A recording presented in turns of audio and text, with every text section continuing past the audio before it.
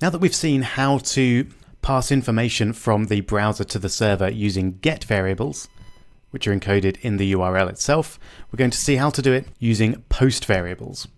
It works in much the same way, but post variables aren't encoded in the URL, so that makes them a little bit more secure, a bit more elegant, and you don't have to worry so much about the content of the variable. For example, if a variable has an and symbol in it, then that can be problematic with the get string, but it won't with post. So let's see how post variables work. I'm going to keep our form from the previous video. And then all we need to do is change one attribute in our form tag, and that is to change the form method to post. You can see we've got two options there. Get is the default, so you don't need to add that, but post is what we're going to be using this time. So if we now run this without our tag, if I put in a number there, you'll see first off, there's nothing in the URL, so we're not putting our post variable in the URL. You'll also notice if you refresh, then you get this request, confirm the form submission. You've probably seen something like that in a website that you've used where you've refreshed the page after submitting some information. So what they're asking here is, do we want to submit that post variable again? And so if we say yes, then we do, but it's still not there. So how do we access it then? What we do is exactly the same as with the get variable, but we use $_post instead of $_get. So let's have a look, refresh, submit the form again, and you can see we've got the variable in exactly the same way. And that's pretty much all there is to it. Everything else works in exactly the same way as with get variables. So to get these into your head, as well as practice PHP arrays, loops, and if statements, I've got a little challenge for you. And that is, I'd like you to create a slightly expanded version of the script that we created a couple of videos ago, where the user enters their name and the computer checks to see if they know them. And if they do, then they say, hello. If they don't, they say, I don't know you. So this time I want an array of usernames. You can have as many as you like. 3 or 4 is probably a good idea. And then I'd like the user to enter their name in a simple form like this, post it with a post variable, and then the code should check against the array of username. If it's on there, say hello. If it's not, then say I don't know you. Pretty simple, but it should give you a good opportunity to use pretty much everything that we've learned in this section so far. Go for it.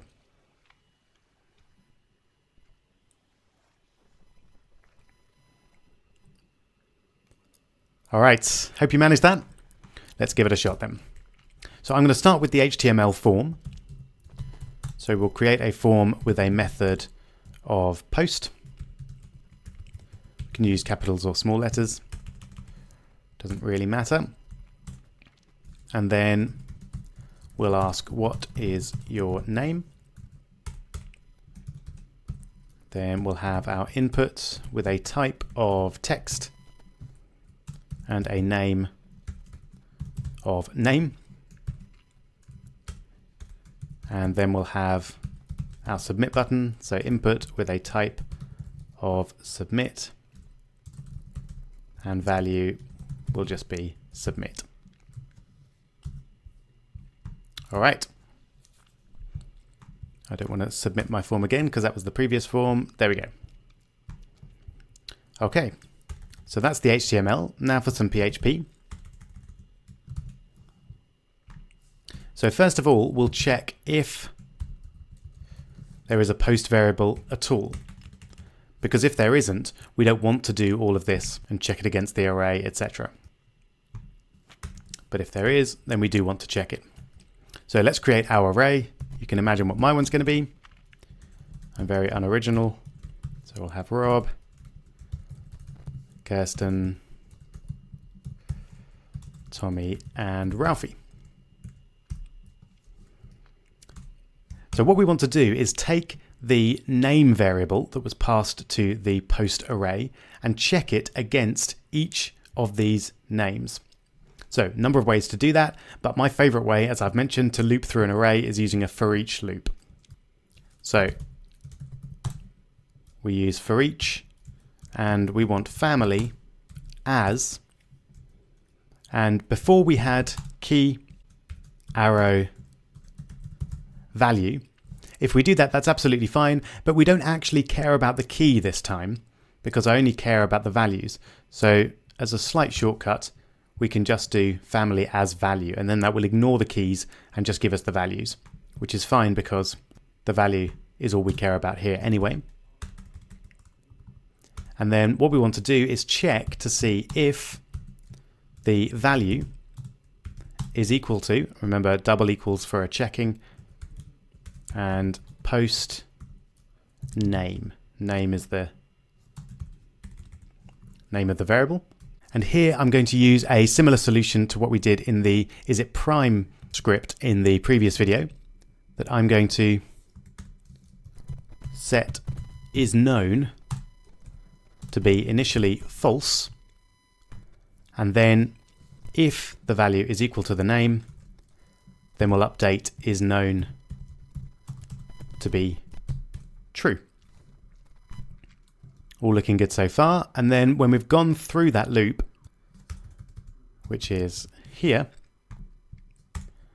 then we just check to see if isKnown, then we can echo hi there, and then the name.